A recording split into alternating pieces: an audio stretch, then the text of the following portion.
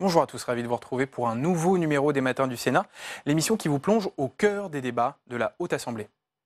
Les sénateurs ont poursuivi ce week-end l'examen du budget 2019 et ils ont rejeté les crédits alloués au budget de l'écologie, un budget pourtant en hausse d'1,7% par rapport à 2018.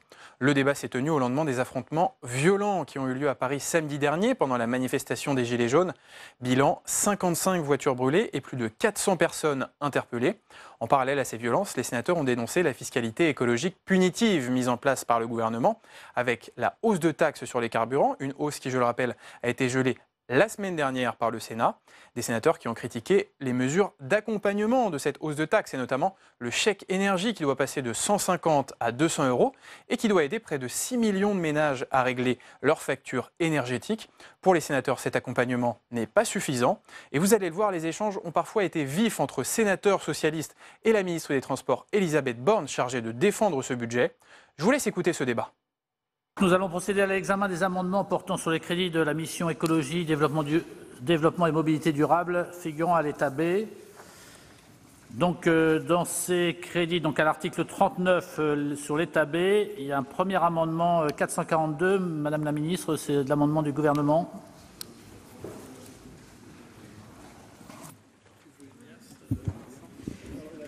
Merci Monsieur le Président. Donc l'amendement vise à diminuer les crédits des programmes 113 et 217 pour permettre de transférer les crédits aux collectivités locales dans le cadre des transferts de compétences conformément aux lois de décentralisation. Merci. Monsieur le rapporteur, l'avis de la commission.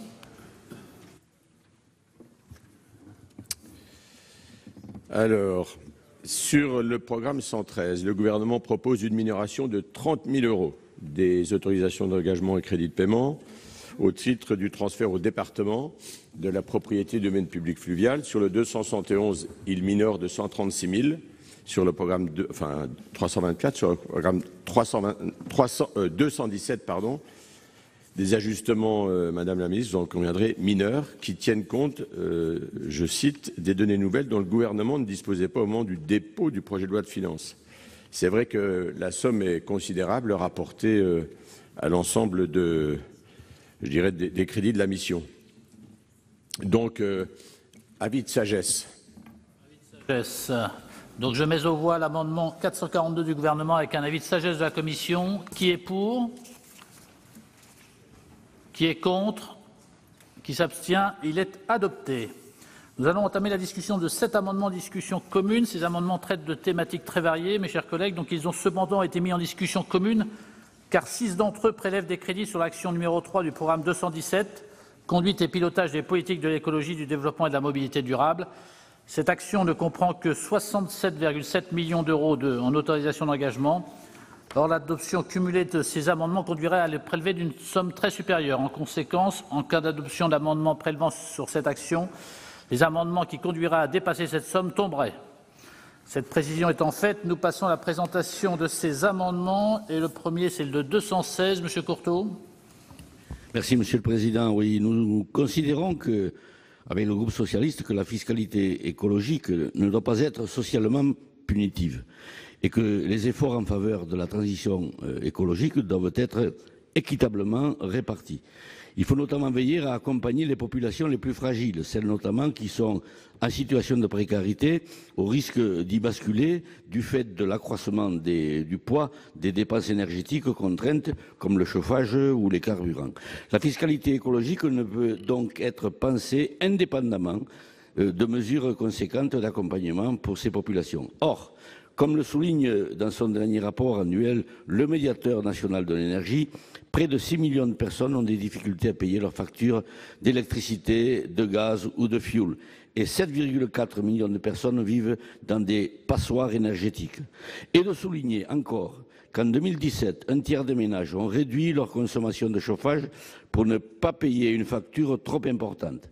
Les ménages en précarité consacrent toujours, selon le rapport du médiateur national de l'énergie, en moyenne 1 925 € par an en énergie contre 1 584 par an pour la moyenne nationale. Selon l'OFCE, la fiscalité carbone est 4 fois plus importante pour les 10% des ménages les plus précaires que pour les ménages les plus aisés, représentant respectivement 1,8 et 0,4% de leurs revenus. Or, force est de souligner que le montant du chèque énergie, de l'ordre de 150 € en moyenne par an, est complètement déconnecté de la trajectoire carbone rehaussée par ce gouvernement. Le gouvernement a proposé dans le PLF 2019 d'augmenter la valeur du chèque énergie de 50 €. Cette augmentation est largement insuffisante selon nous face au risque d'une augmentation massive de la précarité énergétique dans le contexte actuel. Les populations fragiles sont les premières victimes de l'alourdissement des dépenses énergétiques contraintes liées à l'augmentation de la fiscalité carbone sur fond qui plus est d'augmentation du prix du pétrole. Pour toutes ces raisons, les auteurs de l'amendement souhaitent revaloriser le montant moyen du chèque énergie à 600 € afin que ce chèque puisse non seulement permettre aux ménages de vivre dignement sans renoncer par exemple à se chauffer, mais permettre aussi, le cas échéant, de répondre aux enjeux de la transition énergétique. En effet, la possibilité de cumuler sur 3 années le montant du chèque énergie, soit une valeur moyenne cumulée de 1 800 €, rendrait enfin possible son utilisation pour des travaux d'efficacité énergétique du logement. Merci, chers collègues. L'amendement 22, Monsieur Grémillet. Oui, merci Monsieur le Président. Madame la Ministre, mes chers collègues, dans ses objectifs initiaux, le chèque énergie devait non seulement permettre de payer les factures, mais aussi d'aider à financer les travaux de rénovation énergétique. En réalité, le montant du chèque, même cumulé sur 3 ans, est bien trop faible comparé au coût des travaux pour déclencher à lui seul une opération de rénovation. Les chiffres l'ont d'ailleurs prouvé. Lors de l'expérimentation, à peine quelques centaines de chèques, au mieux, ont servi à financer les travaux. Depuis sa généralisation à l'ensemble du territoire, ce sont vraisemblablement quelques milliers de chèques au plus qui sont concernés. Si l'on veut inciter véritablement les ménages à préférer payer des travaux plutôt que des factures et les aider à sortir de la spirale de la précarité énergétique, il faut donc renforcer le signal public et donc moduler le chèque en fonction de son utilisation. La Commission des affaires économiques propose donc de doubler le montant du chèque lorsqu'il sert à financer des travaux. Cumulés sur 3 ans, ce serait ainsi en moyenne 1 200 € qui pourraient venir en déduction du coût des travaux en complément d'autres aides, notamment celle de l'ANA. L'évaluation de la dépense publique correspondante est difficile à faire, mais l'on peut penser que même avec l'extension annoncée de 2 millions de ménages supplémentaires, les 62 millions proposés ici suffiront largement. Sans ce bonus pour travaux, on continuera d'entretenir la précarité énergétique à coup de petites déductions sur la facture, plutôt que de traiter le mal à la racine. Ou alors, on acte le fait que le chèque énergie ne sert qu'à payer des factures, mais dans ce cas, on aura mis en place un système bien complexe pour faire la même chose en moins bien que les tarifs sociaux. Cet amendement vise donc à ajuster le chèque énergie pour lui permettre d'atteindre l'un des objectifs qui lui avait été fixé. Merci, chers collègues. L'amendement 20, Monsieur Bigot. Oui, Monsieur le Président, Madame la Ministre. Cet amendement vise à supprimer la baisse de subventions pour charges de service public versées à l'ADEME, soit 6 millions d'euros en 2019 par rapport à 2018. L'ADEME joue un rôle fondamental en matière de transition écologique et climatique, et le champ de ses missions est de plus en plus élargi. Dans ce cadre, il semble donc anormal, particulièrement à l'heure où cette transition apparaît de plus en plus indispensable et urgente, que ces moyens soient diminués, même de façon réduite, moins 1%. Afin d'être recevable, cet amendement propose de prélever ce montant au sein du programme 217, Conduite et pilotage des politiques de l'écologie et du développement et de la mobilité, afin de l'orienter vers l'action 12 de l'ADEME du programme 181, Prévention des risques. L'amendement 299, Monsieur Grémillet. Oui, merci Monsieur le Président, Madame la Ministre, mes chers collègues. Dans quelques semaines, une opération de changement du gaz distribué dans le nord de la France va commencer. Elle va concerner 1,3 million de clients, soit 10% de la consommation française, et tient à l'arrêt d'un gisement de gaz aux Pays-Bas qui desservait toute cette zone. Or, il se trouve que certains appareils ou équipements, à commencer par les chaudières, ne seront pas compatibles avec ce nouveau gaz. Il faudra donc les remplacer sous peine de coupure de l'alimentation pour des raisons de sécurité. Pourtant, et bien que le Sénat alerte depuis février 2017 sur la nécessité d'aider les consommateurs concernés, qui n'y sont pour rien, aucun dispositif n'a été mis en place à ce jour par le gouvernement. Madame la Ministre, nous savons que vos services, que le gouvernement, travaillent sur ce sujet, mais nous ne voyons toujours rien venir. Il est question de créer un chèque conversion qui serait financé par le tarif d'utilisation du réseau et non par le budget de l'État. L'aide serait identique pour tous les consommateurs concernés, quelles que soient leurs ressources, avec pour objectif un reste à charge de 0 en cas de remplacement par une chaudière à gaz performante. Cette solution aurait certes le mérite de régler le problème pour tous les clients concernés, mais elle ne s'est toujours pas concrétisée. En attendant, il nous faut agir tout de suite pour l'année 2019. Je vous rappelle, c'est dans quelques semaines. Sans ça, des clients recevront très prochainement un courrier leur demandant de changer leur appareil sous peine de coupure, mais sans qu'aucun accompagnement financier leur soit proposé. Madame la ministre, je sais que GRDF vous a encore alerté il y a quelques jours sur l'urgence et sur la sensibilité de la situation, mais nous ne pouvons plus reculer. En attendant la mise en place du chèque conversion, la mission des affaires économiques propose donc des crédits qui permettront de financer les premières aides. J'invite donc chacun d'entre nous à bien mesurer la situation. Dans très peu de temps, des consommateurs risquent d'être privés de gaz. Nous avons toutes les données du problème. Il est urgent d'agir et c'est pour ça que je présente cet amendement au nom de la Commission des affaires économiques. Chers collègues, l'amendement 401, c'est Monsieur Magnier. Non, Monsieur Houlgate. Pardon, Houlgate. Merci Monsieur le Président, Madame la Ministre, mes chers collègues. Le verdissement de la fiscalité ne doit pas conduire à laisser penser que ce sont en fin de compte les gros contribuables qui se mettent au vert. D'où la nécessité d'encourager et d'accompagner toutes les initiatives citoyennes. Or, parmi ces initiatives, beaucoup sont menées par l'économie sociale et solidaire qui met en œuvre, à travers de nombreuses microstructures, beaucoup d'innovations non technologiques. Aussi, cet amendement vise à transférer 2 millions d'euros au profit du nouveau programme Économie sociale et solidaire. Cette augmentation a pour objet de rétablir les crédits alloués par l'État aux dispositifs locaux d'accompagnement au niveau du montant qui figurait au sein de la loi de finances pour 2017, soit 10,4 millions d'euros. L'année dernière, dans le cadre du débat budgétaire, le gouvernement s'était engagé à ce que les moyens alloués à ces dispositifs soient maintenus en exécution. Or, ces engagements n'ont pas été suivis d'effet. Pourtant, les dispositifs locaux d'accompagnement constituent un soutien essentiel pour les structures de l'économie sociale et solidaire qui sont ancrées dans les territoires, notamment dans la sphère culturelle. Ces dispositifs ont vocation donc à accompagner les acteurs de l'économie sociale et solidaire, en particulier les associations, dans leur démarche de création, de consolidation et de développement de leur activité. Avec plus de 95% des structures accompagnées qui sont satisfaites, les DLA ont largement montré leur efficacité. Aussi, donc, afin de ne pas créer aucune charge supplémentaire, la hausse des crédits dédiés au programme Économie sociale et solidaire est compensée par une baisse équivalente des crédits de l'action 3, politique et programmation de l'immobilier et des moyens de fonctionnement du programme 217 portant sur la conduite et le pilotage des politiques de l'écologie, du développement et des mobilités durables. Merci. Collègues, monsieur le rapporteur, l'avis de la commission. Alors, dans les débats de ce matin, enfin, en tous les cas de la mi-journée plutôt, finalement, le principe, le fil conducteur va être assez simple. J'ai annoncé que nous rejetterions les crédits de la mission.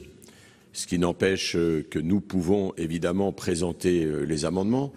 Je note également que ces amendements font souvent appel à de la mobilisation de crédits supplémentaires. Faute d'avoir des crédits supplémentaires, les uns ou les autres jouent un peu au bonneteau, ce qui n'est pas non plus la solution, mais ce qui rejoint la préoccupation que beaucoup ont exprimée ce matin dans les propos d'un budget très insuffisant consacré aux enjeux écologiques. Alors si je prends les 3 premiers amendements, puis ensuite M. Capo-Canella, et j'en reviendrai. Le premier, il en est un bel exemple, puisque moi je partage la volonté d'améliorer le montant du chèque énergie, mais en le passant de 150, non pas à 200, mais à 600 €, on va chercher 1,5 milliard dans la poche d'autres, ce qui honnêtement, et notamment au titre de la Commission des finances et de la rigueur dans laquelle nous travaillons, n'est pas possible. Donc je proposerai,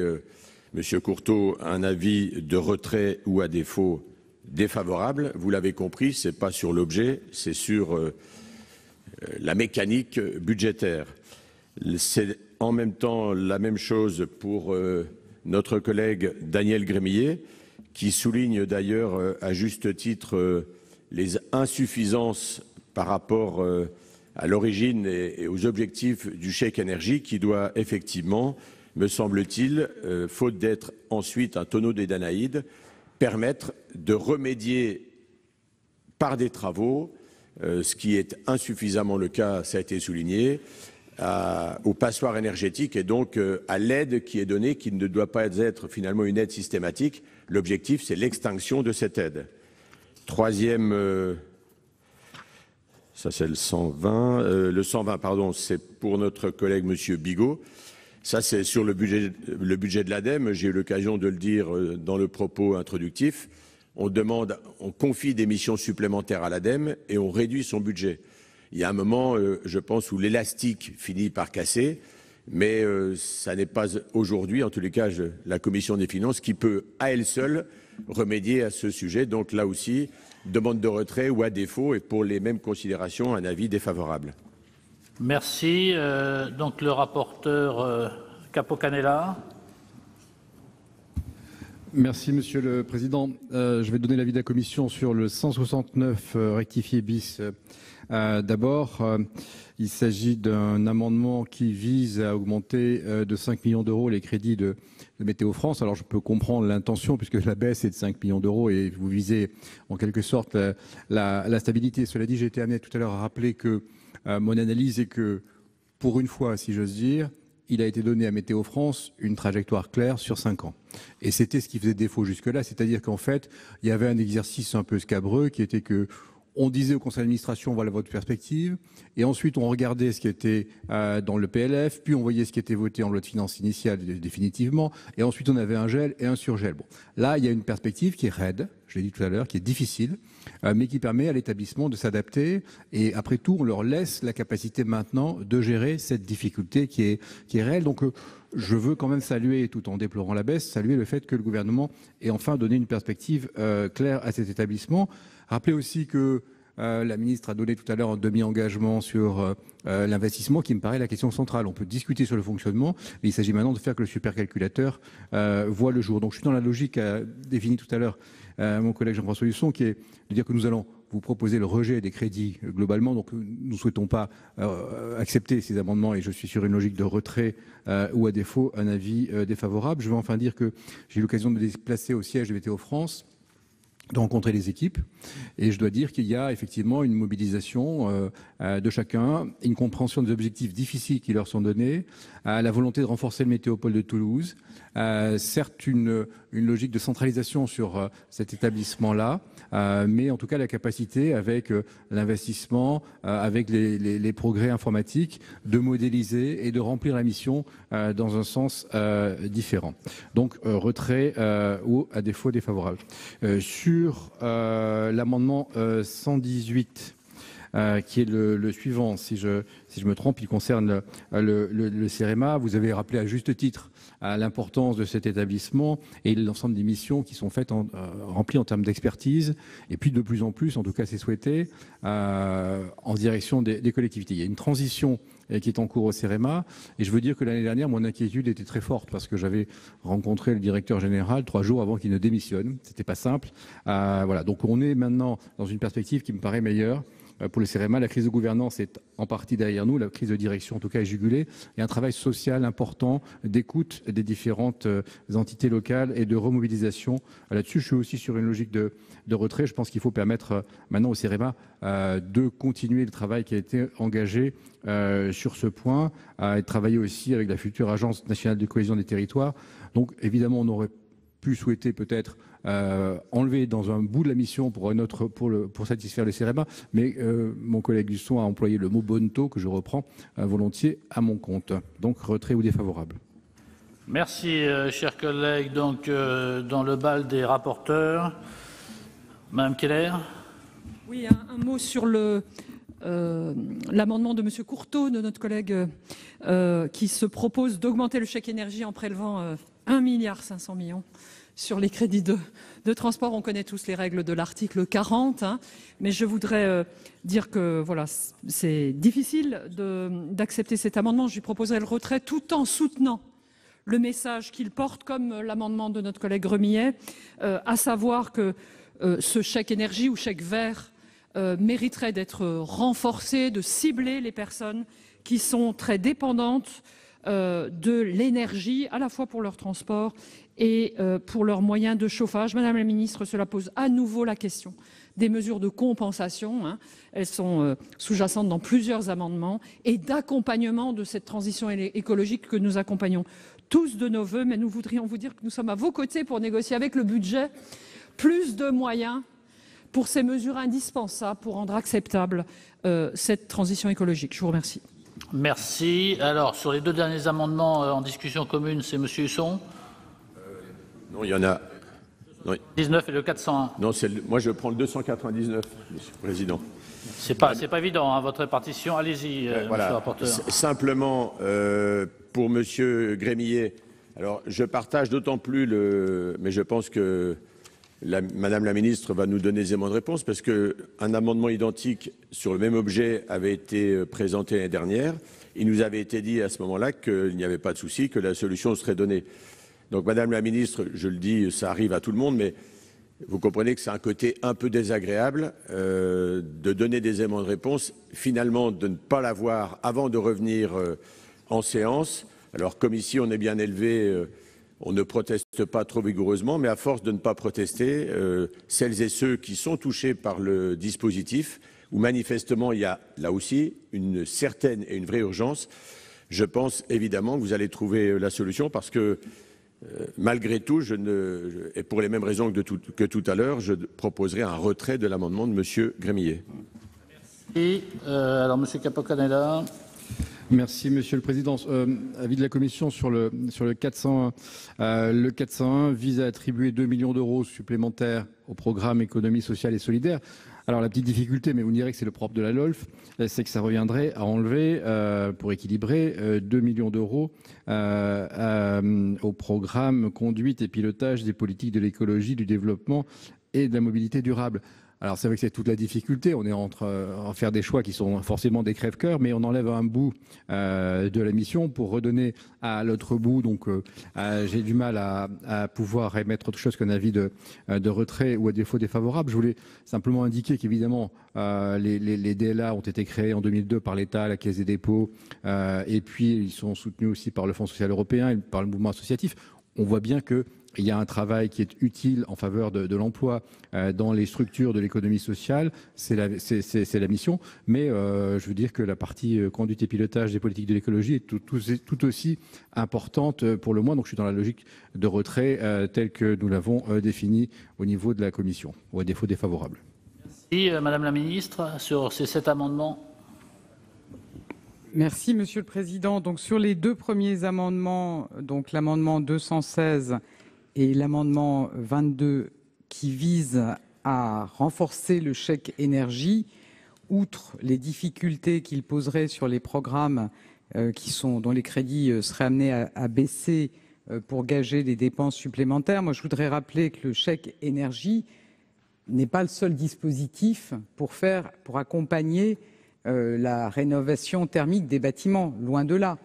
Donc le chèque énergie vise d'abord à aider à payer les factures et, le cas échéant, à faire des petits investissements. Mais vous connaissez tous les autres dispositifs qui existent, le crédit d'impôt transition énergétique, les aides de l'ANA, le prêt à taux zéro, la TVA à 5,5. Donc je pense qu'il ne faut pas vouloir faire au chèque énergie le travail de tous les dispositifs d'accompagnement de la rénovation énergétique des bâtiments. Et puis, je voudrais répondre à Monsieur le sénateur Gremillet que non, je pense que ça n'est pas moins bien que les tarifs sociaux qui existaient, c'est largement mieux, puisque je rappelle que les foyers qui étaient équipés de chaudières fuel, de GPL ou de bois n'étaient pas accompagnés par les précédents dispositifs, alors que le chèque énergie vous accompagne quelle que soit l'énergie de votre chauffage. Donc, avis défavorable sur ces deux amendements. S'agissant de l'amendement 120, avis défavorable également. Je rappelle que les crédits de l'ANA, que la situation de l'ANA s'est largement améliorée depuis que les crédits ont été rebudgétisés en 2018. La dotation du PLF 2019 représente une hausse de 30%, encore une hausse de 30% par rapport aux années précédentes. L'ADEME a un fonds de roulement qu'elle peut mobiliser, ce qui lui permettra de présenter prochainement un budget avec une augmentation de 62 millions d'euros des crédits pour le fonds chaleur et de 73 millions d'euros au global de ces crédits d'intervention. Donc avis défavorable, retrait ou avis défavorable sur cet amendement. S'agissant de l'amendement 169, donc comme monsieur le sénateur Capo-Canellas a eu l'occasion de l'expliquer, il est en effet prévu, les moyens nécessaires pour le programme de supercalculateur sont effectivement prévus dans le cadre du budget de Météo France. Donc cet amendement, outre le fait qu'il viendrait réduire les crédits les moyens de fonctionnement du ministère de la Transition écologique et solidaire, n'est pas nécessaire. Je vous propose le retrait, sinon avis défavorable. Même esprit sur les moyens du CEREMA. Tous les établissements, et je pense que c'est aussi important peut-être de partager ça avec vous, on demande en effet des efforts d'efficacité, de performance à nos services et à nos opérateurs. On ne peut pas à la fois vouloir baisser les prélèvements obligatoires et en même temps ne pas se préoccuper de s'assurer que les services participent aussi à l'amélioration globale de la performance du service public. Donc avis défavorable sur cet amendement. Alors, s'agissant de l'amendement proposé par le sénateur Grémillet, donc je vous confirme qu'on prend pleinement en compte ce problème et je peux m'engager au nom du gouvernement à ce qu'on vous présente le dispositif dans le cadre de l'examen du projet de loi de finances pour 2019. L'amendement tel qu'il est proposé n'offre en fait pas l'assurance que le reste à charge sera limité pour tous les consommateurs contraints de remplacer un appareil à gaz, tout particulièrement les consommateurs en situation de précarité. Donc le dispositif auquel le gouvernement a travaillé et qui sera présenté dans l'examen du projet de loi de finances pour 2019, c'est une solution beaucoup plus simple que la solution préconisée dans l'amendement qui obligerait à compléter par toutes sortes de dispositifs complémentaires, donc avec un titre spécial de paiement couvrant le coût de remplacement de l'appareil au gaz, qui permet d'éviter un reste à charge pour le consommateur ainsi qu'une avance de frais. Et ça laissera également aux ménages la possibilité de choisir l'énergie de son futur système de chauffage. Et donc ce sera effectivement un dispositif qui permettra d'accompagner les changements d'appareils de chauffage et de production d'eau chaude sanitaire. S'agissant de l'amendement, donc défavorable, retrait ou défavorable. Ensuite, sur l'amendement 401, moi je voudrais d'abord souligner que le budget consacré à l'économie sociale et solidaire a fortement augmenté depuis qu'il est rattaché au ministère de la Transition écologique et solidaire. La dotation qui est attribuée au DLA a été dimensionnée en fonction des besoins connus. Tous les projets seront financés et le cas échéant, on pourra en 2019 abonder cette action importante si ça devait être nécessaire. Donc je vous propose le retrait, à défaut défavorable. Merci Madame la Ministre. Monsieur Grémillet, pour explication de vote. Et votre avis sur les retraits, les demandes de retrait aussi. Oui, merci Monsieur le Président. Monsieur le Président, si vous êtes d'accord, je vais donner mon avis sur les deux amendements qui sont concernés au titre de la Commission des affaires économiques. Le premier, je vais le maintenir. Il a été voté à l'unanimité des suffrages exprimés en commission. À l'unanimité des suffrages exprimés en commission. C'est un travail de commission. Je le maintiens parce que, Madame la Ministre, Monsieur le rapporteur de la Commission des Finances, c'est pas la fuite en avant. Le doublement, je vous l'ai dit, par rapport à l'enveloppe budgétaire aujourd'hui, c'est bien quelque chose qui est bien maîtrisé et surtout qui apporte à la fois la prise en considération des situations les plus précaires, parce qu'il faut ouvrir les yeux, on ne peut pas être ici et ne pas regarder ce qui se passe effectivement sur le terrain. Et la deuxième raison, c'est que ça permet effectivement de faire des investissements qui apportent à la fois une réponse sur la précarité énergétique, mais aussi sur les travaux qui vont dans le bon sens. Et là, Madame la Ministre, on peut se rejoindre. Mais je maintiens cet amendement. Et le deuxième amendement, Monsieur le Président, je vais le maintenir aussi. J'entends la réponse de Madame la Ministre, mais acceptez, Madame la Ministre, avec beaucoup de respect, que si on n'avait pas posé cette question, c'était même pas évoqué, il n'y a aucune mesure qui est lisible par rapport aux 1,3 million de personnes qui sont concernées par cette rupture brutale. C'est début de l'année 2019, c'est dans quelques semaines, il n'y a aucune réponse. Et là encore, c'est un amendement qui a été voté et présenté au titre de la Commission des affaires économiques, qui a été voté à l'unanimité des suffrages exprimés et que je vais maintenir. Madame la Ministre, quand vous dites l'amendement est moins bien que le vôtre, mais le vôtre, encore fallait-il le connaître, nous n'avions rien. Je suis désolé, au jour d'aujourd'hui, il n'y a aucun document, il n'y a aucune certitude qui permette à ce 1,3 million de personnes qui sont exposées de dire effectivement il va y avoir des mesures. Alors nous étions prêts, Madame la Ministre, à travailler avec vous pour l'améliorer, mais accepter de reconnaître qu'au moins que le travail du Sénat, c'est de dire oui, il y a un problème, oui, il faut apporter des réponses et surtout, il faut que ces réponses soient dans le budget 2019. Donc je maintiens les deux amendements. Merci, chers collègues. La parole est à Monsieur Jacquin pour explication de vote.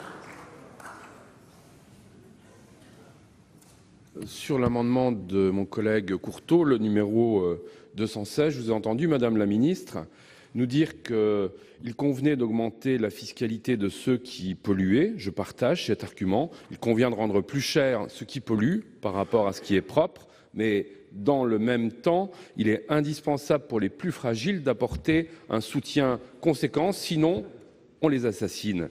Mon collègue a précisé que les ménages précaires avaient en moyenne plus de dépenses d'énergie que la moyenne des ménages français. Je reprends son chiffre, c'est 1 925 € en moyenne pour des gens qui ont des revenus inférieurs à 800 € par mois par rapport aux ménages moyens français qui dépensent en énergie 1 584 €. Donc ces gens ne voient pas la fin du mois et il convient de les aider de manière substantielle. Et ce chiffre de 600 €, d'où vient-il? D'une audition, notamment de la fondation de la FNH, qui nous a dit que l'impact réel de l'augmentation du coût de l'énergie pour les ménages les plus fragiles, si on voulait le compenser, eh bien c'est cette somme qu'il faut apporter. Et donc ce n'est pas un chiffre qui vient comme ça en claquant dans les doigts, pour dire 3 fois plus que la proposition du gouvernement. Il est réfléchi.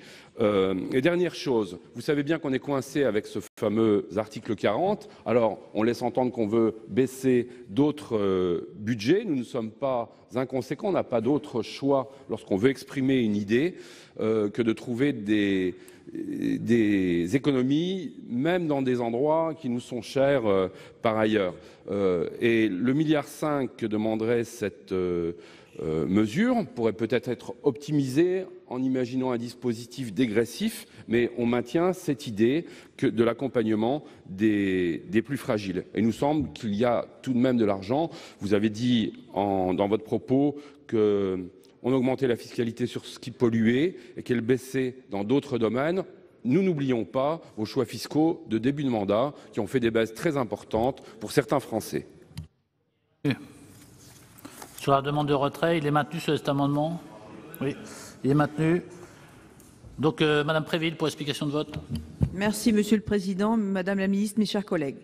La précarité énergétique est une dure réalité. Les inégalités continuant de se creuser inexorablement, il est absolument nécessaire de renforcer la compensation financière, faute de mieux, aux populations les plus pauvres. Je rappelle à ce sujet que cela concerne notamment environ 900 000 enfants. Dans ces familles, il n'est pas rare qu'on se chauffe mal ou pas du tout, et qu'il y ait en plein hiver des jours où il n'y ait pas d'eau chaude à la maison. Est-ce tolérable? Ne sommes-nous pas un pays développé? Nous nous devons de les accompagner et de manière conséquente, pour ne pas dire décente, afin que tous les Français puissent vivre dignement. Je vous remercie. Merci. Pour explication de vote, Monsieur Gontard. Oui, merci, Monsieur le Président. Moi, dans le sens de ce qui a été dit, c'est vrai que l'ensemble de ces amendements, on peut les soutenir, que ce soit sur le chèque énergie, sur les deux amendements sur le chèque énergie. Je pense que ça a été rappelé sur cette question d'accompagnement, d'équité et puis d'aide sur les personnes les plus vulnérables. La question du CEREMA, j'en ai parlé dans mon intervention. Donc il me semble que ces amendements vont dans le bon sens. Alors bien sûr, on est bloqué par ce qui a été rappelé par l'article 40 et qu'il faut bien prendre de l'argent d'un côté pour venir abonder ces amendements. Et c'est sûr que ce n'est pas forcément satisfaisant puisque y a effectivement des...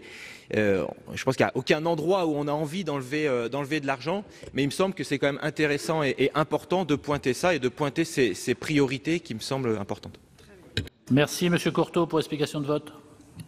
Oui, Monsieur le Président, tout d'abord, vous dire que tous les amendements présentés par le groupe socialiste seront maintenus et soumis au vote. Concernant le 216, et suite aux propos du Président de la République sur la revalorisation du chèque énergie, nous avons tendu la perche au gouvernement. Nous avons même un temps espéré que le gouvernement lèverait le gage financier de cet amendement pour permettre une augmentation satisfaisante du montant du chèque énergie, sans en faire supporter l'effort par les programmes mentionnés sur cet amendement. Parce que face à l'urgence écologique et sociale, les recettes supplémentaires engrangées par l'État au titre de la fiscalité écologique doivent servir à des politiques de redistribution tout en favorisant la transition énergétique et surtout en faveur des plus démunis. Merci Monsieur Houllegatte pour explication de vote.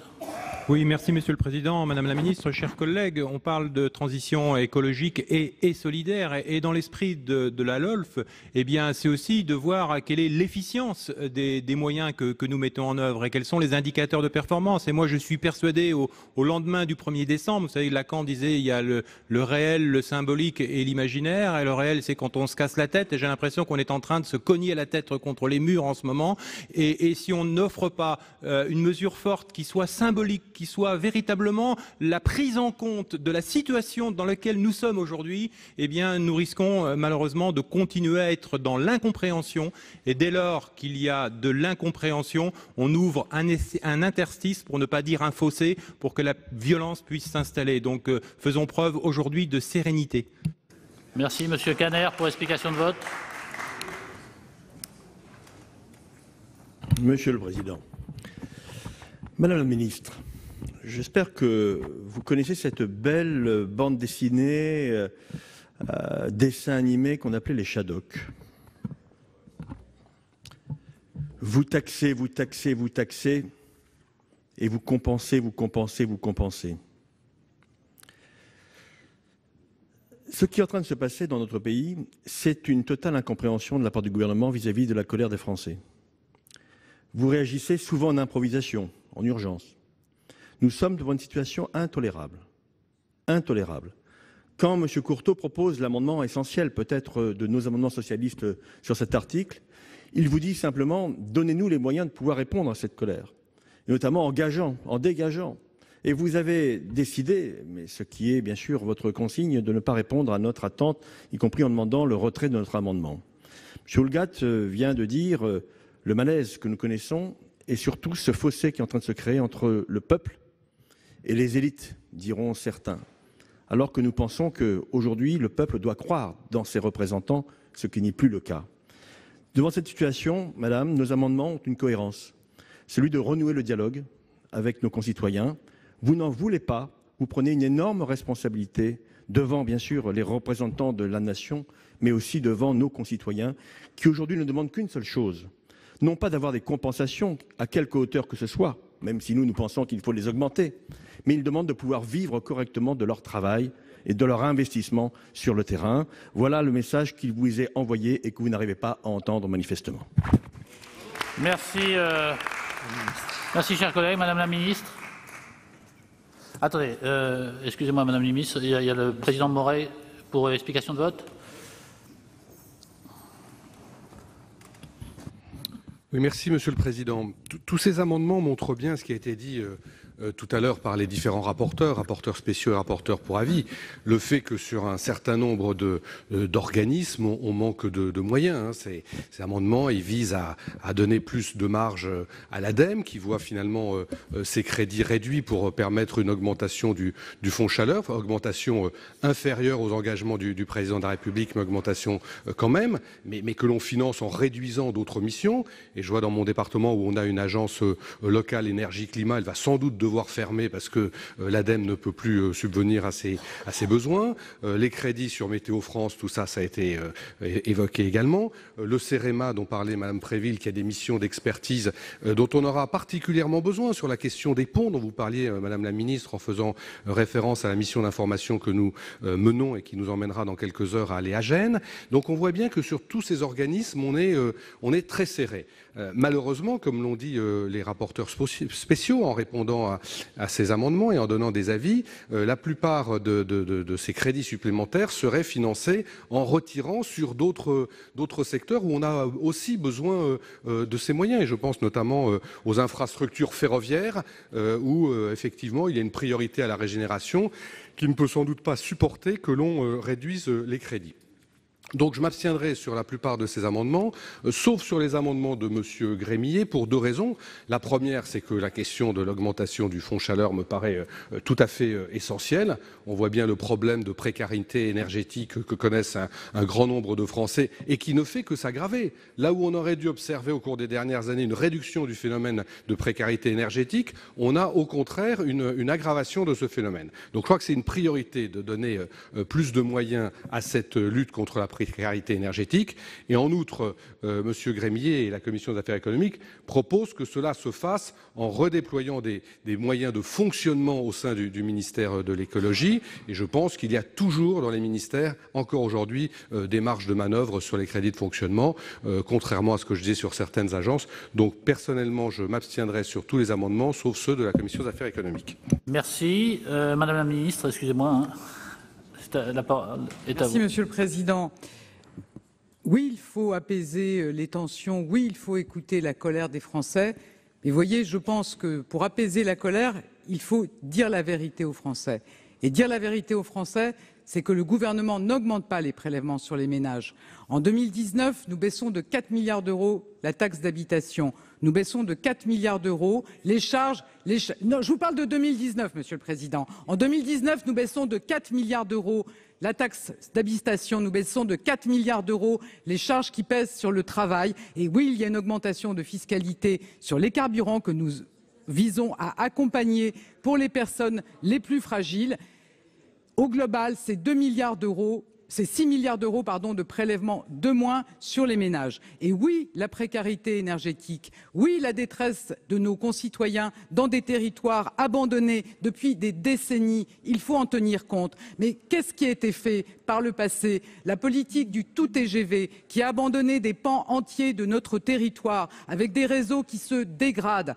Qu'est-ce que vous avez fait quand vous étiez aux responsabilités? Qu'est-ce qui a été fait par le passé pour répondre, pour remettre en état les réseaux ferroviaires, routiers dans ces territoires? Qu'est-ce qui a été fait pour permettre à nos concitoyens dans ces territoires de disposer de solutions alternatives à la voiture individuelle? Nous avons mis en place des dispositifs, le chèque énergie mis en place en 2018, que nous augmentons en 2019, que nous élargissons à 2 millions de foyers de plus, la prime à la conversion. Alors peut-être ces dispositifs ne répondent pas exactement, ne répondent pas à toutes les difficultés. Mais vous voyez, je pense qu'il faut dire la vérité aux Français sur ce qui est fait et que tous ensemble, dans les territoires, on accompagne les Français pour leur apporter des bonnes réponses. Merci Madame la Ministre. Monsieur le rapporteur.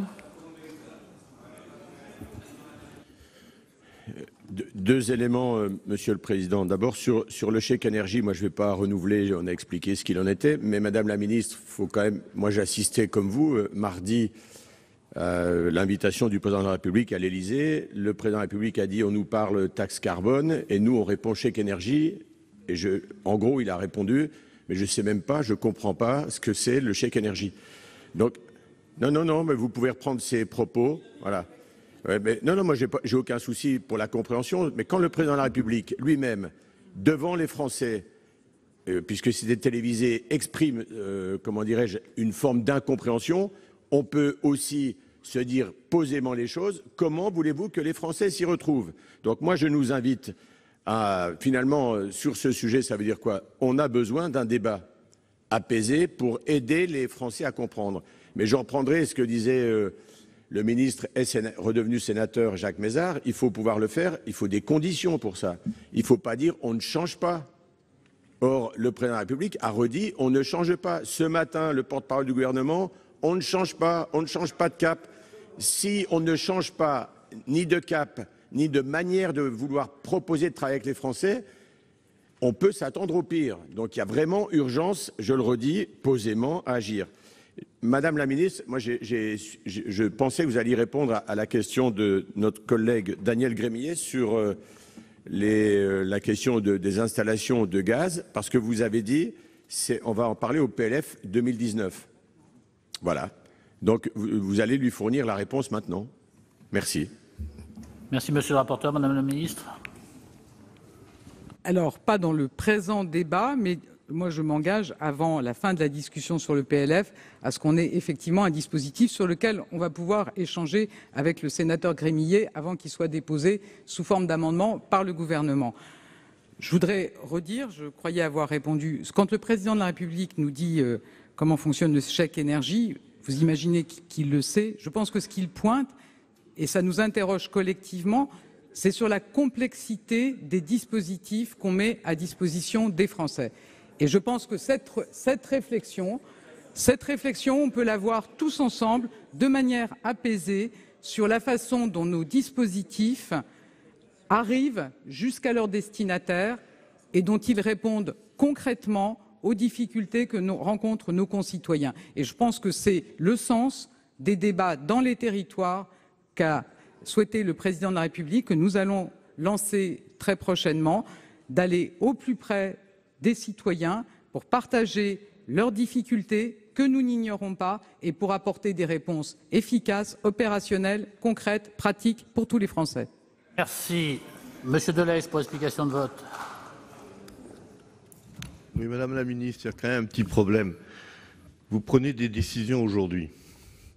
Vous constatez qu'elles ont des difficultés à s'appliquer et vous dites c'est pas grave, on va discuter et on prendra des mesures demain. Ça ne peut pas fonctionner comme ça. Depuis le temps qu'on vous dit qu'il y a urgence à avoir un moratoire, on peut peut-être se mettre autour de la table, mais pour se mettre autour de la table, encore faut-il être assuré qu'à un moment donné, vous êtes prêt à bouger. Et vous commencez par dire on ne va pas bouger, mais on est prêt à discuter. Ça ne peut pas fonctionner comme ça. Donc ne vous étonnez pas que les Français ne comprennent pas, dès lors que le président de la République lui-même dit qu'il ne comprend pas et qu'il y a une majorité de parlementaires qui vous disent qu'ils ne comprennent pas. Je ne sais pas comment vous le dire. Il faut accepter à un moment de dire qu'on n'a pas toujours raison tout seul. Merci. Merci, chers collègues. Donc, je vais mettre aux voix les amendements, en commençant par le 216, donc, qui a reçu un avis défavorable, qui est maintenu. Donc, il y a arrivé un avis défavorable de la Commission, un avis défavorable du gouvernement. Qui est pour le 216 ?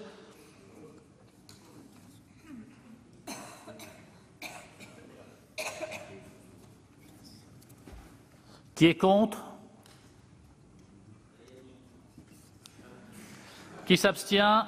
Il n'est pas adopté.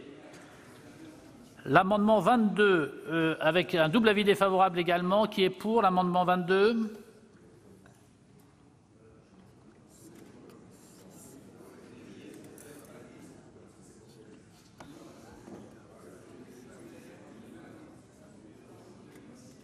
Qui est contre ?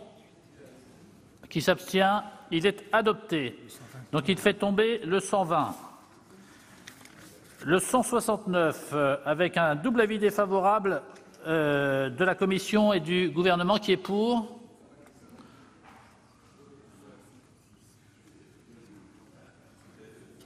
Qui est contre ? Qui s'abstient ? Il n'est pas adopté. Le 118, même vote. Même vote pour le 118. Donc il n'est pas adopté. Le 299, avec un double avis défavorable de la Commission et du Gouvernement, je le mets aux voix. Qui est pour? Qui est contre? Qui s'abstient? Il est adopté. Et enfin, donc il fait tomber le 401? Non, il ne fait pas tomber le 401.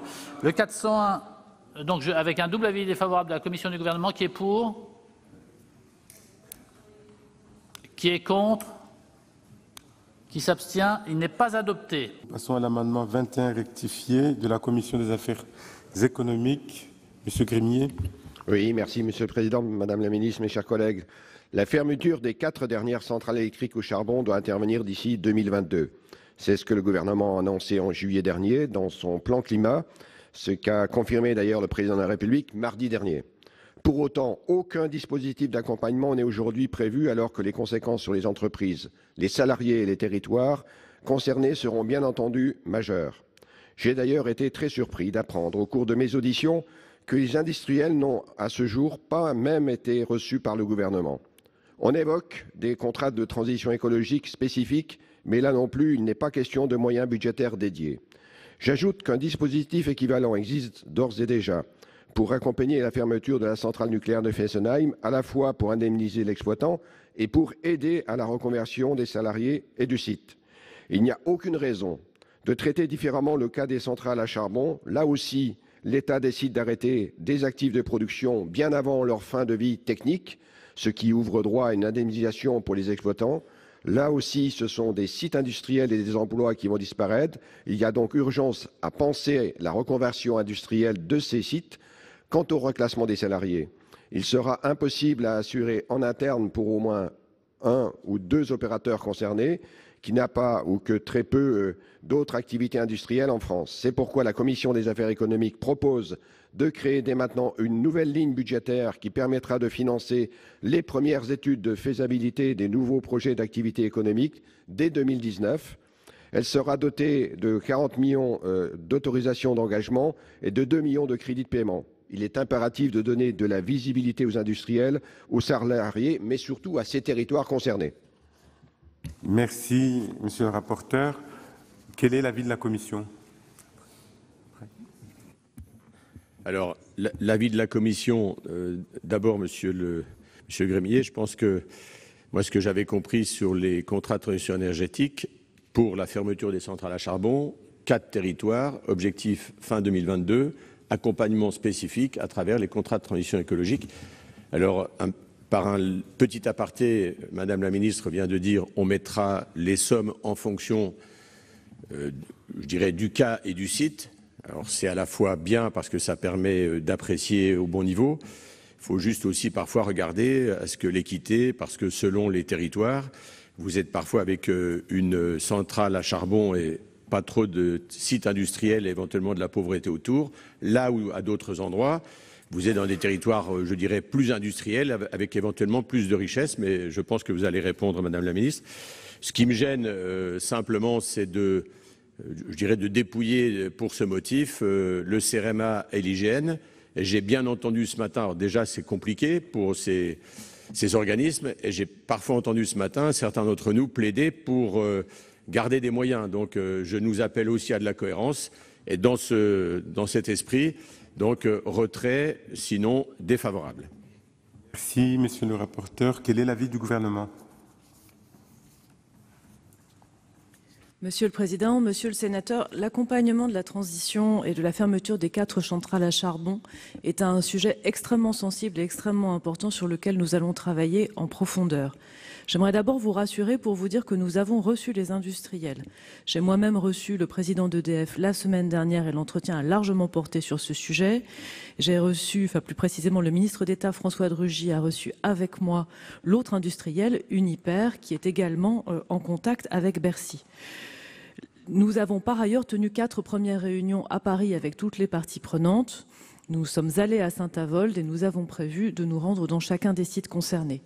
Cet accompagnement devra faire l'objet de mesures à la fois pour les personnes concernées, qui devront être soit reclassées, soit accompagnées en matière de reconversion, et pour les territoires. Il n'y a pas de budget spécifique prévu pour l'instant. Pour Fessenheim, je rappelle qu'au-delà du protocole d'indemnisation avec EDF, le budget est pour l'instant de 10 millions d'euros en autorisation d'engagement, ce qui ne réduit pas du tout l'effort de l'État à l'accompagnement du site, puisqu'un projet de territoire est en cours et appellera de nombreux investissements. Nous souhaitons faire la même chose pour Saint-Avold, Gardanne, Cordemais et Saint-Nazaire, et Le Havre, pardon. Saint-Avold, Gardanne, Cordemais et Le Havre. Et les crédits seront là quand nous en aurons besoin, une fois que les projets de territoire seront définis. Je vous remercie, donc avis défavorable. Merci Madame la Ministre. Madame Joissaint. Oui, j'insiste tout de même sur cet amendement parce qu'il se trouve que c'est quand même au détour d'une QAG que François de Rugy a annoncé qu'il n'y aurait pas de financement sur justement l'accompagnement des centrales à charbon, que sur Gardanne notamment il y a tout de même 170 emplois qui ont un statut IEG, qui est hérité effectivement de la fermeture de la mine, que c'est un statut où les salariés, lorsqu'ils touchent le chômage, ne cotisent pas, notamment à la retraite, que dans le même temps, il sera très difficile pour eux de se reconvertir, que nous avons des équipements qui sont quasi neufs, puisque Uniper sur Gardanne a repris le site en 2007, qu'il a investi tout de même un peu plus d'1 milliard d'euros, quasiment 1,2 milliard, que de fait, il a assumé 5 fermetures de tranches charbon qui étaient dans les plus polluantes en France, que l'entreprise à elle seule a porté 7,5% de la décarbonation française durant toutes ces années, et qu'au jour d'aujourd'hui, nous n'avons absolument aucune perspective. Nous avons bien été reçus par le ministre de la Transition écologique, vous étiez là, Madame la Ministre aussi d'ailleurs, et de fait, l'ensemble des collectivités a refusé que le CTE puisse concerner la fermeture de la centrale de Gardanne, pour une bonne et simple raison, c'est qu'il n'y a aucun euro de l'État derrière, donc on va se reposer uniquement sur la CDC et sur les collectivités territoriales, ce qui est absolument infaisable et invraisemblable. Nous avons à la fois les salariés à prémunir, c'est 170 personnes salariées donc sur l'usine de Gardanne, sur la centrale de Gardanne, mais c'est aussi l'avenir industriel du territoire. Et quand on parle de transition écologique, on parle aussi de transition industrielle et énergétique. On ne peut absolument pas rester les bras croisés en voyant une entreprise comme Uniper, qui d'ailleurs perdra 56% de sa capacité de production sur les 2 centrales, partir de cette façon-là. Nous avons besoin que notre territoire puisse rayonner, puisse effectivement avoir un avenir économique. C'est la raison pour laquelle je vous demande évidemment instamment de voter cet amendement, qui de toute façon est aussi un amendement d'appel. Merci, chers collègues. Madame Brulin. Monsieur le Président, Madame la Ministre, nous soutiendrons cet amendement pour les arguments qui viennent d'être développés. Et je dirais même qu'on pourrait presque aller plus loin et solliciter le gouvernement d'aller plus loin encore que ce que revendique l'amendement. Parce que, bien sûr, il y a besoin d'un accompagnement social, d'une reconversion des territoires. Mais il y a aussi, et je dirais surtout, besoin que les centrales à charbon qui sont en train aujourd'hui d'examiner des projets alternatifs au charbon, et donc des projets et des technologies moins polluantes, puissent aller au bout de ces recherches et de la mise en œuvre de ces procédés. Or, aujourd'hui, à la fois les calendriers et les mesures qui sont proposées ne le permettent pas, ce qui est regrettable, parce qu'au-delà de l'avenir propre de ces sites, qui est une vraie question pour des territoires, je suis évidemment particulièrement intéressée à celui du Havre, il y a aussi le devenir de notre mix énergétique. Et aujourd'hui, les centrales à charbon assurent une part de ce mix qui est indispensable, c'est-à-dire, je ne vais pas, compte tenu des délais que nous avons, trop rentrer dans les détails, mais notamment la production au moment de la pointe, ce que ni le nucléaire ni les énergies renouvelables peuvent aujourd'hui assumer. Et donc, il y a besoin de reconvertir ces centrales avec des modes de production plus propres, plus écologiques, mais il faut se laisser le temps d'aller au bout des avancées technologiques en la matière. Je vous remercie. Merci, chers collègues. Monsieur Grémier. Oui, Monsieur le Président, je vais maintenir mon amendement pour 2 raisons. La première, pour celle que je viens d'expliquer au nom de la Commission des affaires économiques, parce qu'il est absolument nécessaire, effectivement, qu'on ait des certitudes. vous n'étiez pas là ce matin, Madame la Ministre, mais Madame la Ministre, ce matin, sur un autre sujet, nous a dit il y a un amendement concernant le charbon et notamment, enfin, pas le charbon, concernant le gaz sur le nord de la France, et on n'avait rien du tout. J'ai l'impression qu'on avance un peu à vue sur ce budget 2019. Là encore, 2022, c'est tout de suite. Et la deuxième raison pour laquelle je maintiens cet amendement, j'ai auditionné aussi des organisations syndicales qui vont au-delà de ces centrales, parce que les dommages collatéraux sur ces centrales, sur l'approvisionnement, je pense au port, je pense au trafic, le nombre d'emplois qui sont concernés par la fermeture de ces centrales est énorme. Et il dépasse largement la dimension uniquement productive de ces 4 centrales. Donc c'est pour ça que c'est un véritable sujet. Et je voudrais rassurer notre rapporteur, ami M. Husson, l'idée c'est d'inscrire une ligne. Vous avez vu, en crédit de paiement, on n'y met que 2 millions. Parce qu'on ne veut surtout pas qu'on laisse penser que sur ce sujet, effectivement, ça ne doit pas être traité, que ça ne doit pas être, effectivement, être lisible, notamment sur l'aménagement du territoire. C'est pour ça que je maintiens cet amendement. Il est absolument nécessaire, stratégique pour ces sites, mais aussi pour l'environnement territorial sur les conséquences qu'il génère. Merci, monsieur le rapporteur. Et je termine, Monsieur le Président. Je rappelle que ces 4 sites, personne n'a rien demandé. Hein. C'est-à-dire qu'on les oblige à fermer des sites pour 2022. Voilà. Donc il faut aussi en assumer derrière les conséquences. Merci, monsieur Capo-Canellas. Merci, Monsieur le Président. 2 chiffres juste pour éclairer nos débats sur les conséquences éventuelles de ce vote. Le CRMA et l'IGN sont dans le programme que vous visez comme ressources, celui dans lequel vous prélevez 40 millions d'euros en autorisation d'engagement et en crédit de paiement 2 millions. Et il se trouve que le CRMA perd 4,6 millions en 2019. Et le deuxième, je crois que c'est Météo France, qui perd 5 millions d'euros en 2019. Ce matin, on a eu des amendements qui proposaient d'abonder les crédits de ces 2 organismes. Je veux simplement signaler que le vote revient à l'inverse, là. Merci, monsieur le rapporteur. Oui, cher collègue. Monsieur Mandelli. Monsieur le Président, Madame la Ministre, j'ai eu l'occasion à plusieurs reprises de visiter la centrale de Cordemais qui est concernée évidemment dans l'Atlantique, tout comme le Havre, puisque c'est la même entité. Alors au-delà des impacts sur les salariés, je pense que les essais qui sont conduits nécessitent un peu plus de temps. On est sur de la biomasse, ça demande un peu d'engagement, un peu d'études complémentaires. Les premiers essais sont concluants.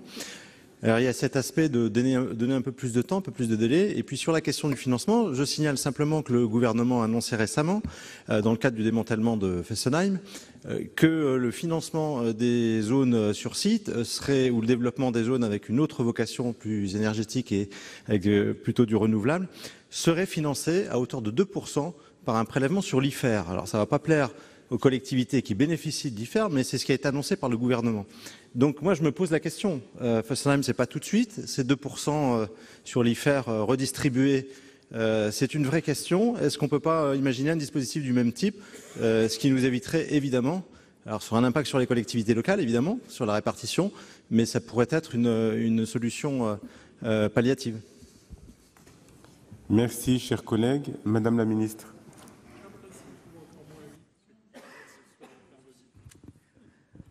En complément sur les échanges, je voudrais dire que la fermeture de ces 4 sites, à la fois en emploi direct et en emploi induit, est effectivement un dossier extrêmement important auquel j'attacherai personnellement beaucoup d'attention, bien évidemment, et tout le gouvernement. Donc ne prenez pas les réponses du gouvernement à cet amendement comme une réponse sur l'intérêt ou l'absence d'intérêt que nous portons à ces sites.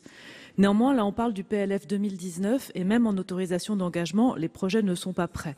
Le débat commence, la discussion commence. Je partage votre point de vue en disant que ces sujets, en fait, concernent... Nous avons 2 dossiers à l'intérieur du même dossier par site. La question de l'accompagnement de la centrale elle-même, du devenir de la centrale et de ses salariés, et la question générale de l'impact sur le territoire, puisque le territoire est plus ou moins grand, plus ou moins industrialisé, les besoins sont différents. Dans certains territoires, vous avez une possibilité de réindustrialisation à proximité, par exemple à Saint-Avold. Dans d'autres, la réponse sera peut-être plus globale dans le cadre du projet de territoire, et je pense à la métropole d'Aix-Marseille, par exemple. À l'intérieur de l'accompagnement de ce dossier, vous posez la question des alternatives énergétiques.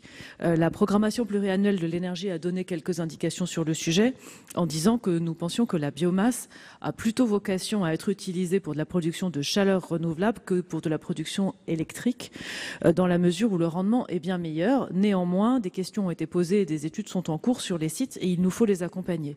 Donc, ma réponse est donc de dire que nous n'avons pas besoin de crédits budgétaires, même en AE cette année, que nous parlons du PLF 2019, que néanmoins ces sites feront l'objet d'un accompagnement extrêmement serré. Je vous remercie. Merci, Madame la Ministre. Je mets aux voix l'amendement 21 rectifié avec un avis défavorable de la Commission des finances et un avis défavorable du gouvernement. Qui est pour?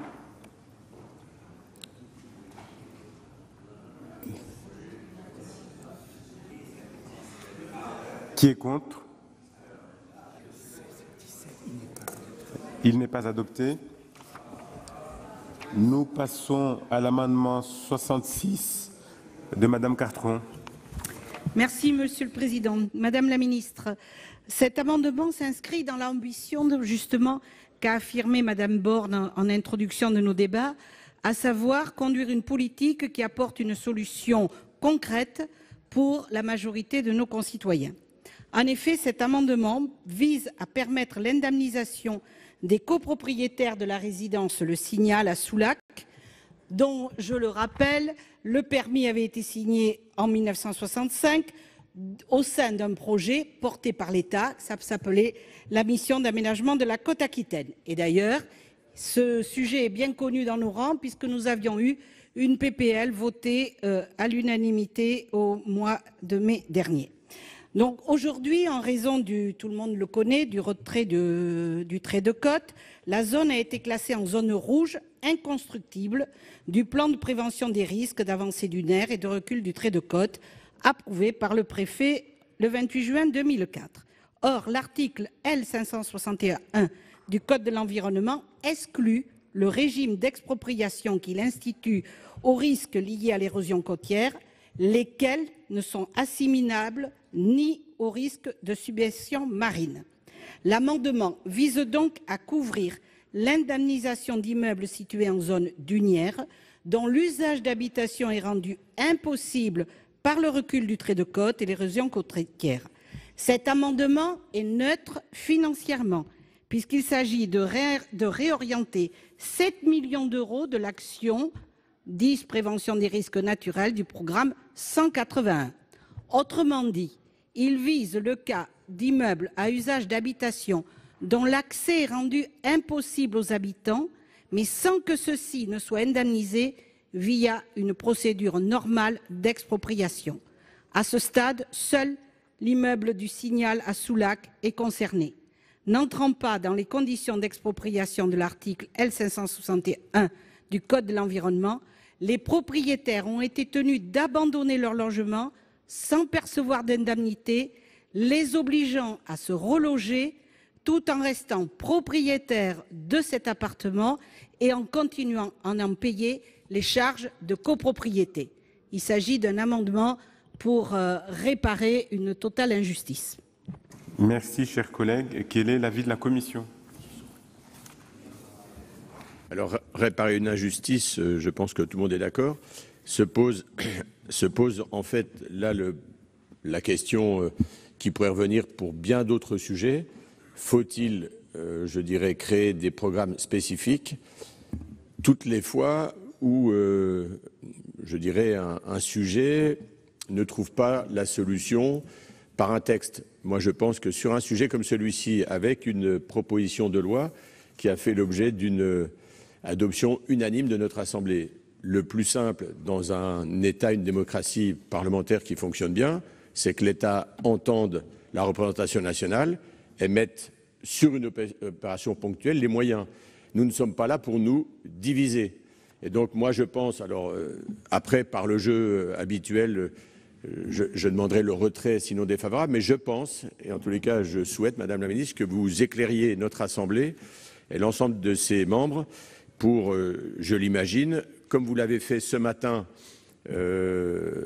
avec un petit manque de précision quand même, et c'est la raison pour laquelle je vous ai posé la question sur la question du gaz dans le nord de la France, que vous allez nous annoncer une bonne nouvelle pour l'année 2019, répondant à la préoccupation légitime et unanime de notre Assemblée.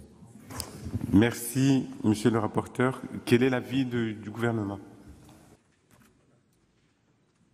Monsieur le Président, Madame la sénatrice, la question posée à travers cet amendement est une question très large puisqu'en réalité, presque un quart du littoral est potentiellement concerné à moyen terme par le recul du trait de côte. Et on ne peut pas complètement dire que c'est de même nature que les catastrophes naturelles qui frappent d'autres territoires. Et à ce titre, l'indemnisation, comme vous le savez, n'est pas ouverte aujourd'hui au fonds Barnier. Néanmoins, moi, je partage le point de vue qu'une réponse doit être apportée à cette situation particulière et à ce territoire et à ses habitants. Nous avons demandé un rapport à 3 inspections, l'IGA, le CGEDD et l'IGF, pour identifier des pistes de réponse. Nous l'avons néanmoins fait. Et je pense qu'il faut que nous revenions sous une autre forme avec une réponse particulière. Donc, pour ces raisons-là, la position du gouvernement est défavorable à cet amendement. Il faut avoir jamais été parlementaire. Merci, monsieur Vaspart. D'accord. Merci. Merci, madame la ministre. Monsieur Vaspart, pour explication de vote. Oui, merci, monsieur le Président, madame la ministre. Encore des rapports. Nous avons discuté de ce sujet à 3 reprises au Sénat. La première, ça a été lorsqu'il y a eu un texte issu d'une députée Pascale Got, qui est arrivé au Sénat, dont j'ai été rapporteur, et pour lequel nous parlions, dans l'article 2, de l'indemnisation du signal et du recul du trait de côte et de l'amélioration de la jurisprudence de la loi littorale. Voilà quel est le texte qui est sorti du Sénat. Premier texte, voté à une large majorité. Ce texte n'a pas été jusqu'au bout puisqu'il y avait eu les élections présidentielles. On n'a donc pas continué la deuxième lecture ici au Sénat. On a réécrit un texte dans lequel on a repris effectivement l'ensemble du texte qui avait été voté sur le recul du trait de côte avec 2-3 modifications, notamment juridiques sur les... Je passe le détail, ce n'est pas le sujet. Il a été voté à une très large majorité. Et ma collègue Cartron a redéposé un texte, une PPL, uniquement sur l'indemnisation des propriétaires du signal qui sont dans une situation catastrophique et ce sont des gens qui ont pour la plupart très peu de moyens. On les a évacués de leur logement, ils continuent à payer les charges et aujourd'hui ils n'ont aucune indemnisation. Il ne s'agit pas d'indemniser d'autres, il s'agit d'indemniser dans le cadre de l'article 2 les propriétaires du signal. Aujourd'hui ce n'est pas fait et vous lancez une réflexion avec des inspecteurs. Écoutez, moi je veux bien qu'on lance toujours des réflexions avec des inspecteurs quand on ne veut pas traiter le problème. Et j'ai le sentiment que vous ne voulez pas traiter le problème. Et d'ailleurs, on le voit bien à travers la loi sur le recul du trait de côte, qui n'arrive pas. C'est une PPL qui est portée par un député En Marche aujourd'hui, une députée En Marche, il n'arrive pas à voir le jour. Bon, alors que nous avions des textes prêts. Alors, nous avons tous voté à l'unanimité cette indemnité. Je ne comprendrai pas le manque de cohésion du Sénat si nous ne votons pas ce texte aujourd'hui. Merci, chers collègues. Oui, madame Cartron. Jacquin. Oui, moi je voudrais dire pour information, après le vote de la loi qui a été votée à l'unanimité, la réponse qui m'a été faite, c'était nous allons regarder, nous allons travailler et nous allons voir, puisque la crainte était, est-ce qu'il y a d'autres cas semblables au signal. Donc le 7 juin, j'ai été en rendez-vous avec le cabinet de Madame Poirson, la ministre, qui m'a dit écoutez, on étudie, on va faire un inventaire, on va voir. Puis le 10 juillet, j'ai été avec la conseillère spéciale environnement de Matignon, qui m'a dit la même chose. On va lancer une inspection parce qu'il ne faudrait pas qu'il y ait moult cas du signal en France et que nous ouvrions, entre guillemets, une boîte de Pandore. Depuis le 7 juillet, alors je ne sais pas, où personne ne s'est mis au travail, où on n'a rien trouvé. où on n'a rien trouvé. En tout cas, moi, je peux vous dire qu'un cas comme le Signal, un permis de construire accordé par l'État sur une mission d'aménagement de l'État pour lequel l'État n'avait pas prévu, l'immeuble a été construit à 400 mètres du bord. Et aujourd'hui, il est les pieds dans l'eau. Donc on me dit, ah mais ça, on ne pouvait pas savoir. Alors si on ne pouvait pas savoir, ça doit être indemnisé, c'est dans des risques imprévisibles. Ah ben non, alors du coup, il y a eu quand même un arrêté de mise en péril où on a ordonné en 48 heures aux habitants d'évacuer l'immeuble. Et ils ne pouvaient pas y rester puisqu'on leur a coupé l'eau, l'électricité, donc ils ont été évacués. Ils n'y sont pas revenus puisque le danger est toujours là. Ils restent propriétaires, ils paient les charges de copropriété, mais ils n'ont pas droit à quelconque indemnisation parce que ça rentre dans aucun des cadres, enfin je ne sais pas, de ceux qui existent. Eh bien moi je dis que là, il y a vraiment une réponse autre que, je ne sais pas si c'est la même inspection que celle dont m'a parlé la conseillère de Monsieur le Premier ministre, mais je crois qu'aujourd'hui il y a une ligne qui s'appelle prévention des risques.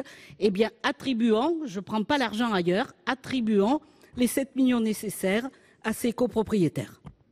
Merci, chers collègues. Monsieur Jacquin, puis Madame Joissains. Nous devons être justes devant cette situation kafkaïenne que subissent des habitants. Je pense que leur patience a été largement mise à bout.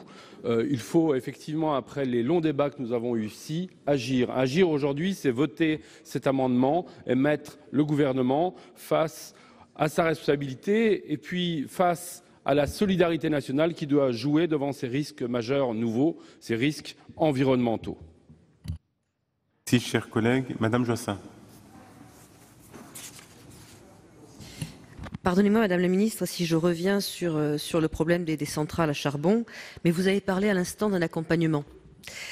Vous accompagnez Fessenheim à hauteur de 450 millions, vous débloquez encore 10 millions pour Fessenheim cette année, avec une aide, une incitation à l'emploi qui va jusqu'à 15 000 euros par emploi créé. Vous accompagnez Total sur la centrale de la Mède, ce en quoi je vous remercie. Du reste, c'est encore un territoire que je connais bien. Je suis contre l'exonération de l'huile de palme dans les biocarburants. Néanmoins, lorsqu'il y a un moratoire et que ça peut préserver des emplois, c'est une bonne chose. Sur le CTE de Sambre-Avesnois, l'État met 12,5 millions d'euros. Pour l'instant, rien n'est prévu au niveau financier sur le CTE de la métropole Aix-Marseille-Provence. Néanmoins, j'aimerais connaître la nature des accompagnements effectivement que vous prévoyez pour la centrale de Gardanne. Il y a le volet social, le volet industriel, le volet économique. Sur le volet social, nous avons vraiment besoin de vous parce que les salariés ont un statut particulier. Sur le volet industriel, nous avons un matériel qui est quasiment neuf et nous avons besoin d'une reconversion. Et évidemment, sur le volet économique du territoire, y a-t-il une possibilité de contractualiser, même si ça sera sur le PLF 2020 ? Merci, chers collègues. Je vais mettre aux voix l'amendement 66 avec un double avis défavorable de la Commission et du gouvernement. Qui est pour ?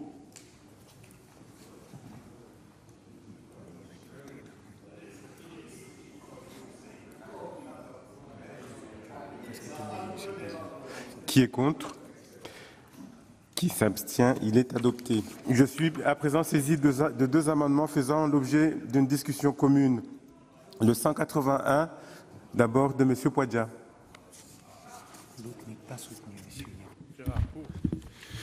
Merci, Monsieur le Président. Monsieur le Président, Madame la Ministre, Messieurs les rapporteurs, la France couvre 10% de la surface corallienne mondiale. 75% de cette surface se trouve en Nouvelle-Calédonie, où les lagons sont classés au patrimoine mondial de l'UNESCO. Il y a urgence à agir pour préserver notre patrimoine marin. Ce budget ne consacre que 300 000 euros à la protection des ressources des récifs coralliens. Je crois que nous devons aller plus loin et l'abonder de 500 000 euros supplémentaires pour atteindre l'objectif que s'est fixé la France à protéger 75% des récifs coralliens dans les Outre-mer d'ici 2021. Je rappelle qu'à l'Assemblée nationale, cet amendement a été soutenu par les rapporteurs et la Commission de développement durable l'a adopté aussi. Dans ce contexte, l'IFRECOR joue un rôle essentiel pour promouvoir une politique active favorable à la préservation et à la gestion des écosystèmes. Elle contribue à protéger un patrimoine marin exceptionnel aux potentialités formidables, reconnues de toute la communauté scientifique internationale. Merci. Merci, chers collègues. L'amendement suivant n'est pas soutenu et je vais demander l'avis de la Commission pour le 181. L'avis de la Commission sera malheureusement identique aux avis précédents. N'y voyez pas, alors comme il faut faire court, n'y voyez pas un manque d'intérêt. Et parce que je crois qu'on doit avoir, comment dirais-je, la même ligne de conduite, quels que soient les montants sollicités. Je l'ai dit lorsqu'il s'agissait de mobiliser 1,5 milliard. Et là, c'est la même logique, en tous les cas, la logique budgétaire. Donc, demande de retrait, chers collègues, ou à défaut, avis défavorable. Merci. Quel est l'avis du gouvernement? Monsieur le Président, même avis que les amendements précédents, plus 10 millions sur le programme 113, plus 1 million sur les réserves naturelles, un intérêt tout particulier au récif corallien. On considère que c'est satisfait, avis défavorable. Merci Madame la Ministre. Je mets aux voix l'amendement 181 avec un avis défavorable de la Commission et du gouvernement. Qui est pour?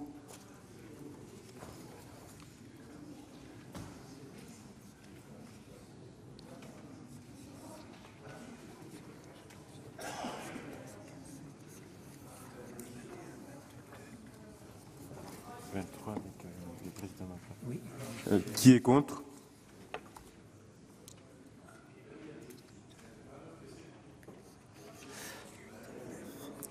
Qui s'abstient? Il est adopté. Nous passons à l'amendement 167 rectifié bis de Madame Filleul.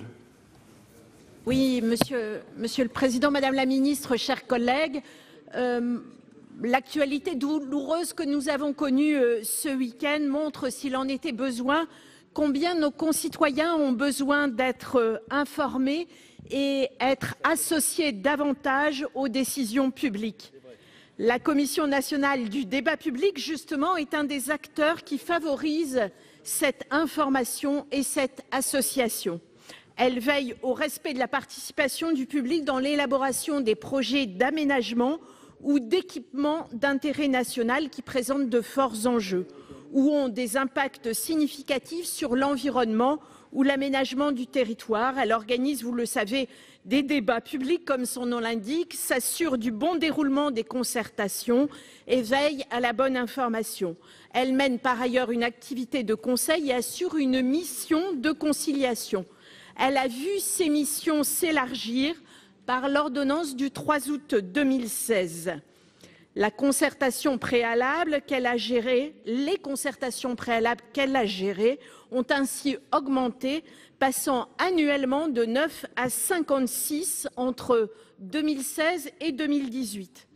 Par ailleurs, on sait qu'elle a fait un bilan contrasté du débat public organisé de mars à juin 2018 sur la PPE, Programmation pluriannuelle de l'énergie, justement à cause de moyens, à cause d'un manque de moyens. L'objectif est donc de tirer des enseignements pour le futur débat public sur le plan national de gestion des matières et déchets radioactifs prévu pour fin 2019, un débat fort important pour nous tous dans les enjeux que nous connaissons environnementaux. Donc le budget de la CNDP est stable pour 2019 et mérite d'être augmenté afin de lui permettre de développer ses actions. C'est ce pourquoi je voudrais que 300 000 € supplémentaires soient fléchés vers cette commission du débat public. Merci. Merci, chers collègues. Quel est l'avis de la Commission? Alors, j'entends bien, Madame la sénatrice, votre demande, mais si j'en crois l'actualité, j'ai le sentiment que ce n'est pas 300 000 € qu'il faudrait en 2019, c'est beaucoup plus. Et je propose en tous les cas d'entendre l'avis du gouvernement, Madame la Ministre, puisque vous annoncez un temps de consultation de quelques mois autour de la politique énergétique. Donc elle pourrait aussi, voilà un organisme, la CNDP, qui pourrait être mise à contribution. Et comme, enfin, c'est pour éviter aussi les rapports de techno, et faire en sorte peut-être de regrouper, d'articuler les moyens Néanmoins, ma chère collègue, toujours dans la même rigueur, en ce qui concerne votre amendement, je vous proposerai le retrait parce que je devine que Madame la ministre va annoncer que le gouvernement mettra davantage de moyens en 2019, ce qui vous évitera d'avoir à déposer l'amendement. Donc, je propose le retrait, sinon défavorable. Merci, monsieur le rapporteur. Quel est l'avis du gouvernement ? Le gouvernement, pardon, Monsieur le Président, Madame la Sénatrice, le gouvernement est évidemment attaché à la CNDP et au débat public, et les débats dans la période le montrent bien. Après, je voudrais revenir sur la mécanique du financement de la CNDP. La CNDP est financée en fonctionnement sur le budget du ministère de la Transition écologique et solidaire en fonctionnement. Et ce budget est maintenu à 3,5 millions d'euros, permet de financer les frais de fonctionnement de l'autorité administrative indépendante et ses 10 agents. Chacun des débats est financé spécifiquement par les maîtres d'ouvrage. Dans certains cas, ce sont des maîtres d'ouvrage privés, dans d'autres, ça peut être le ministère lui-même. Et le débat dont vous faisiez mention sur les déchets radioactifs et nucléaires sera financé par la Direction générale de l'énergie et du climat de ce même ministère. Je pense que la question est posée de savoir si d'autres débats devront être financés, avec quel type de financement, mais en tout cas, ça n'est pas sur le budget de fonctionnement de la commission, enfin de la CNDP elle-même que la question se pose, et c'est la raison pour laquelle l'avis du gouvernement à cet amendement est défavorable. Merci, Madame la Ministre. Je mets aux voix l'amendement 167 rectifié bis avec un double avis défavorable de la commission et du gouvernement. Qui est pour ? Qui est contre ? Qui s'abstient? Il n'est pas adopté. Nous allons procéder au vote des crédits de la mission écologie, développement et mobilité durable, figurant à l'état B. Je n'ai été saisi d'aucune demande d'explication de vote avant l'expiration du délai limite. Je mets donc aux voix les crédits de cette mission et j'ai été saisi d'une demande de scrutin public par le groupe Les Républicains. Je vous rappelle que l'avis de la commission est défavorable. L'avis du gouvernement est favorable, Madame la Ministre, ou défavorable?